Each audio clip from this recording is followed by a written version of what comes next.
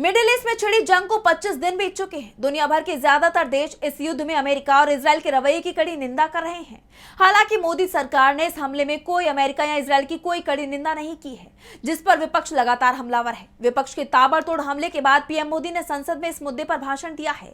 23 मार्च को उन्होंने लोकसभा में भाषण दिया था और अब वो राज्यसभा में बोले हैं, जिस पर विपक्ष का करारा पलटवार सामने आया है। तो क्या कुछ कहा पीएम मोदी ने, जानेंगे इस रिपोर्ट में। मिडिल ईस्ट में छिड़ी जंग का दायरा लगातार बढ़ता जा रहा है, जिसके चलते कई संकट खड़े हो गए हैं और विपक्ष लगातार ये दावे कर रहा है कि संकट और बढ़ने वाला है। वहीं अब इस पर पीएम मोदी ने संसद में भाषण दिया है। हाल ही में उन्होंने लोकसभा में 25 मिनट भाषण दिया था और अब पीएम राज्यसभा में भी इस मुद्दे पर 19 मिनट बोले हैं। पीएम मोदी ने कहा कि अगर ये जंग जारी रही तो इसके गंभीर दुष्परिणाम होंगे। इससे रिकवर करने में भी दुनिया को काफी समय लगेगा। सरकार पल पल बदलते हालात पर नजर रखे हुए है। मैं देशवासियों से भी कहूंगा कि हमें हर चुनौती के लिए तैयार रहना ही होगा। इस युद्ध के दुष्प्रभाव लंबे समय तक रहने की प्रबल आशंका है। पीएम मोदी ने चिंता जाहिर करते हुए राज्यसभा में आगे कहा कि इस युद्ध को 3 हफ्ते से ज्यादा का समय हो चुका है। इसने पूरे विश्व को गंभीर ऊर्जा संकट में डाल दिया है। इसका असर भारत पर भी पड़ रहा है। अब पीएम मोदी के इस भाषण पर कांग्रेस अध्यक्ष और राज्यसभा में नेता विपक्ष मल्लिकार्जुन खड़गे का पलटवार सामने आया। उन्होंने कहा कि पीएम मोदी का ये भाषण सिर्फ भ्रम फैलाने का एक प्रयास था।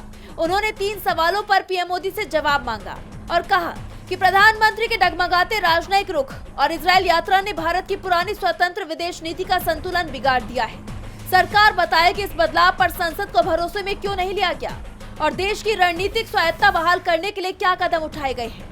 फंसे हुए जहाजों का संकट, हॉर्मुज जलरमू मध्य में 1100 नाविकों के साथ 40 भारतीय जहाज और 10,000 करोड़ का माल फंसा हुआ है।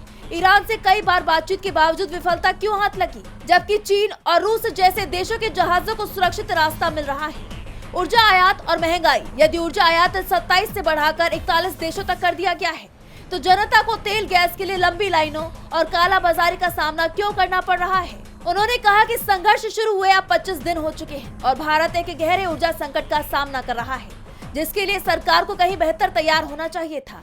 प्रधानमंत्री ने अब स्थिति की तुलना कोविड जैसी होने से की है, यानी जंग से होने वाले दुष्परिणाम का आभास सरकार को भी है और सरकार कहीं न कहीं खौफ खाई हुई दिखाई दे रही है। लेकिन ये देखना होगा कि सरकार संकट से निपटने या इसका सामना करने के लिए कुछ ठोस कदम उठाती है या नहीं। डीबी लाइव की रिपोर्ट। हमारे चैनल से जुड़े रहने के लिए YouTube पर टाइप करें डीबी लाइव, सब्सक्राइब बटन को क्लिक करें और बेल आइकन को दबाना न भूलें, ताकि खबरें आप तक पहुंचती रहें।